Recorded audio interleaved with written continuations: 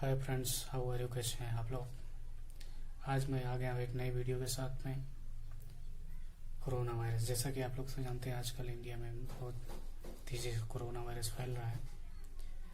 तो उससे संबंध में आज मैं एक नई वीडियो ला रहा हूँ। उसको जाके आप जरूर देखिए, बहुत ही अच्छी वीडियो बनी है। चलिए जानते हैं कोरोना वायरस क्या होता है। देखिए, कोरोना वायरस एक सोमैटोसाइटिक यानी कि जो शरीर के कॉन्टैक्ट से फैलने वाला एक राइबो वायरस होता है, जो कि इसके जीनोम में राइबोसोम पाया जाता है। राइबो न्यूक्लिक एसिड पाया जाता है, इसलिए इसे हम राइबो वायरस की श्रेणी में रख सकते हैं। ये वायरस मुख्यतः इन्फेक्शन के कारण दो तरह के होते हैं। एक होता है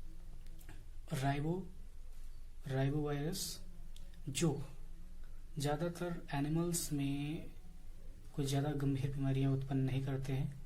वैसे कॉमन कोल्ड वगैरह बीमारियां ही उत्पन्न करते हैं, लेकिन दूसरी प्रकार के लेथल वायरस जो होते हैं, लेथल टाइप के कोरोना वायरस जो होते हैं, ये गंभीर बीमारी उत्पन्न करते हैं। तीन प्रकार के होते हैं। फर्स्ट होता है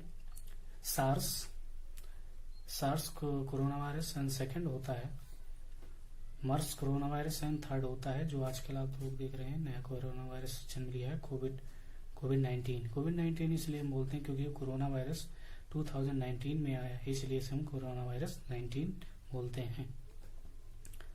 अब बात करते हैं, अगर क्लासिफिकेशन के अनुसार अगर बात करें कोरोना वायरस की, तो ये चार प्रकार के होते हैं। फर्स्ट होता है अल्फा कोरोना वायरस, दूसरा होता है बीटा कोरोना वायरस, तीसरा होता है gamma corona virus, and fourth होता है डेल्टा कोरोना वायरस। जिसमें से अल्फा और बीटा कोरोना वायरस जो होते हैं एनिमल्स में रोग फैलाते हैं, जिसमें बीटा और गामा और डेल्टा कोरोना वायरस जो होते हैं ये ज्यादातर ह्यूमन में अपने वायरस को बढ़ाते हैं।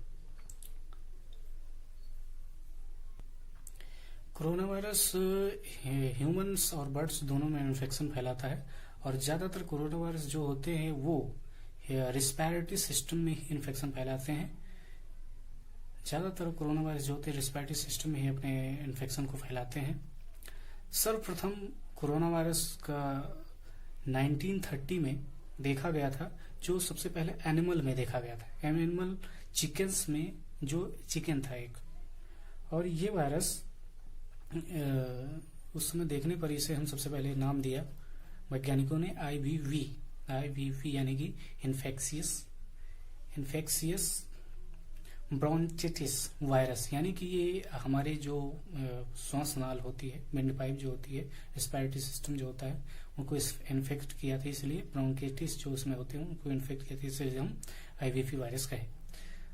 उसके बाद में सन 1965 में इसी वायरस को आर्थर ने पता लगाया था, और उसके बाद में सन 1960 में इस वायरस को सर्वप्रथम ह्यूमन में देखा गया 2 डिफरेंट मेथड के द्वारा, ब्रिटेन और यूएसए के वैज्ञानिकों के द्वारा।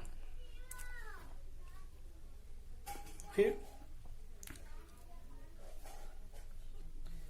1965 में ये वायरस को पुनः वैज्ञानिकों ने एक नए माध्यम में देखा।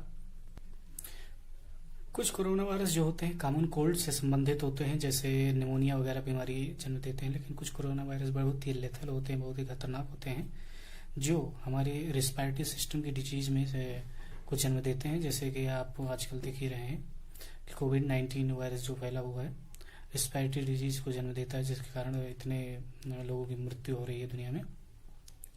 जैसा कि आप लोग जानते ही हैं, आज 194 कंट्रीज में आजकल कोरोना वायरस जिस तरह से फैल रहा है, तो ये सोचनीय बात होती है।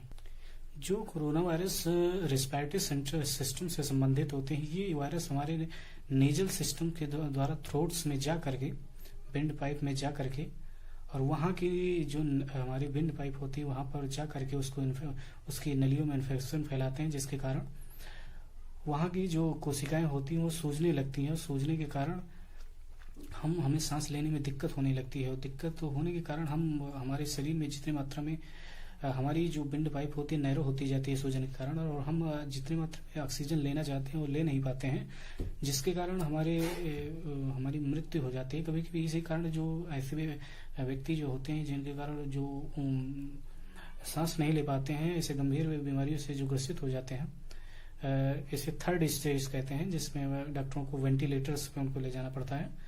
तो ऐसे व्यक्तियों को सांस देने के लिए उनको उनके अंदर सांस ले जाने के लिए वेंटिलेटर में उनको लेके जाते हैं।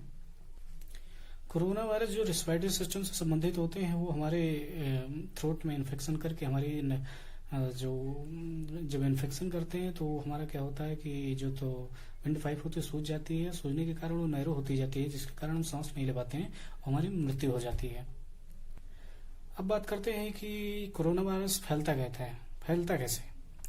तो फैलने का सबसे बड़ा क्योंकि ये कोरोना वायरस जो है एक प्रकार की, फैलने से जानने से पहले हम जान लेते हैं कि कोरोना वायरस जो अभी मैंने आपको बताया था, सार्स और मर्स और कोविड-19 के बारे में थोड़ा जानकारी और ले लेते हैं। सबसे पहले सार्स कोरोना वायरस जो तो सबसे पहले 2003 में 2003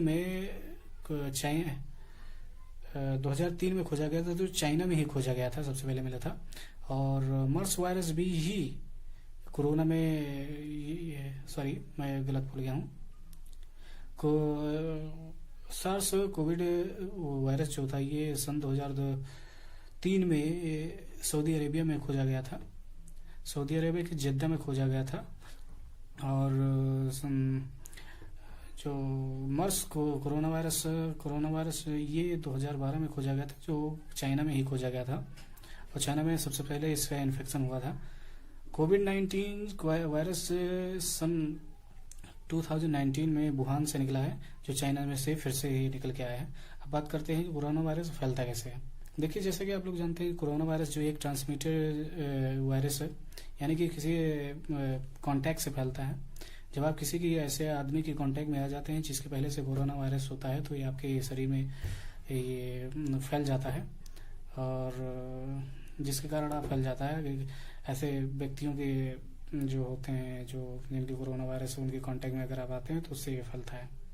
फैलने के कारण दो होता है कि रियल कांटेक्ट होता है, और दूसरा होता है जो रियल कांटेक्ट, और दूसरा होता है फेसेस कांटेक्ट। फेसेस कांटेक्ट में क्या होता है कि जब हम एयर टू एयर कांटेक्ट होता है, मान लीजिए कि बगल में कोई आदमी खड़ा हुआ है, उसके कोरोना वायरस है, और वो अगर छींकता है या खांसता है, तो वो वायरस के जो कण होते हैं वो वायु में आकर के, अगर हम 1 मीटर से कम दूरी पर अगर होते हैं, तो वो वायरस के कण आकर के हमारे श्वास नली में चले जाते हैं सांस लेने के साथ में, तो उसके कारण भी हमारे कोरोना वायरस हो जाता है। तो इसे फेसेस कांटेक्ट कोरोना वायरस कहते हैं। दूसरी तरह रियल कांटेक्ट कोरोना वायरस, यानी कि ऐसे कोरोना वायरस जब इस माध्यम से फैलने वाले कोरोना वायरस, यानी कि मतलब जब कोरोना वायरस किसी के होता है तो उसकी कोई यूज की हुई चीजें या उसके कांटेक्ट में आई हुई चीजें को अगर हम अपने कांटेक्ट में लाते हैं तो ये कोरोना वायरस हो जाए, जिसे हम रियल कांटेक्ट कोरोना वायरस भी कहते हैं।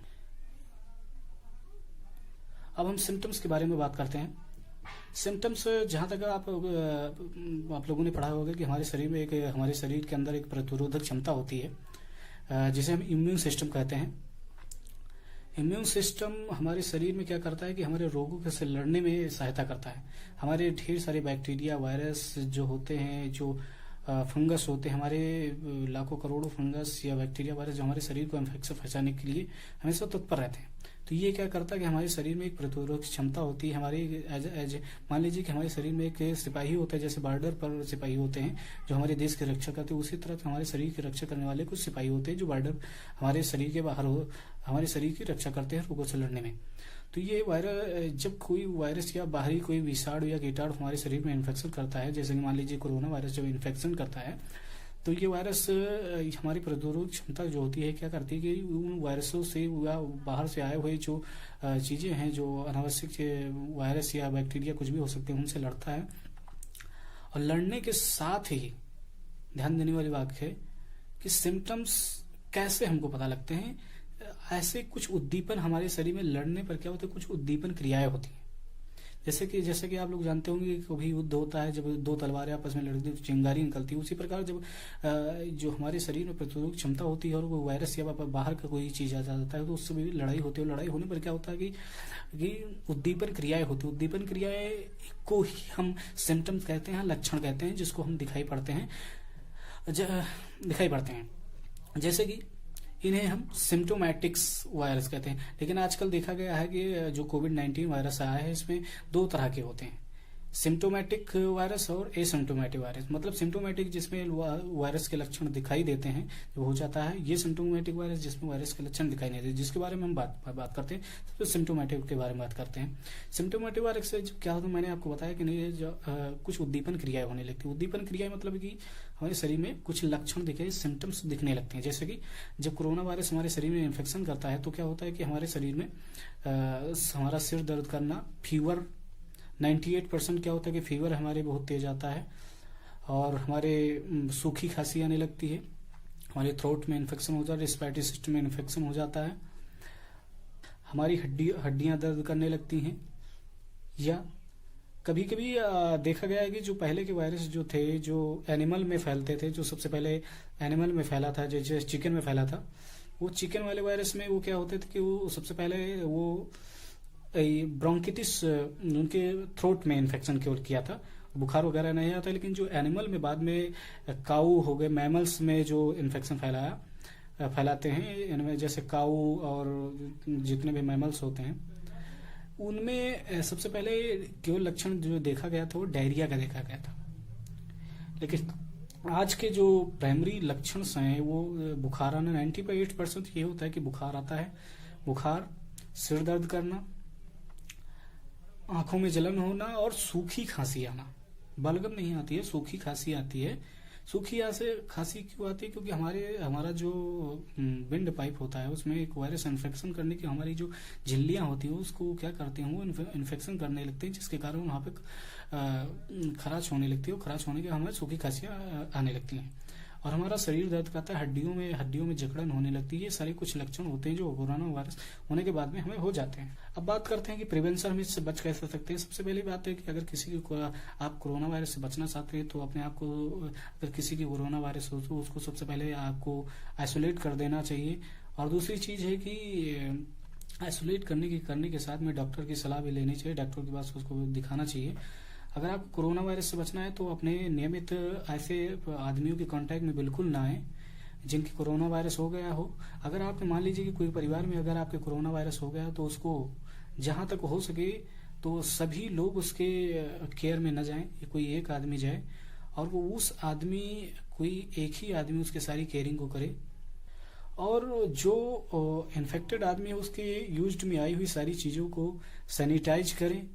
सैनिटाइज करते रहें। उसकी सभी लोगों को, जहां तक बुजुर्ग और बच्चे जो होते हैं, जिनके अंदर क्या होता है कि बुजुर्ग को ज्यादा ध्यान देने की जरूरत होती है, क्योंकि उनके अंदर हमारे 40 या 50 इयर्स के बाद में हमारा जो इम्यून सिस्टम जो होता है वो उतना स्ट्रांग नहीं रह जाता है, जिसके कारण कि हमारे अंदर जो रोग प्रतिरोधक क्षमता होती है घट जाती है, रोगों से लड़ने की जो क्षमताएं होती है घट जाती हैं, जिसके कारण जो बुजुर्ग लोगों को, जो सीनियर सिटीजन, उन पर ज्यादा ध्यान देना चाहिए, क्योंकि वो रोगों से लड़ नहीं पाते हैं और जल्दी से उनको ये जो कोरोना वायरस होता है ज्यादा से इन्फेक्ट कर लाता है। इसलिए हमें सिटीजन से, जो सीनियर सिटीजन या बच्चे हैं, उन पर ज्यादा ध्यान देना चाहिए।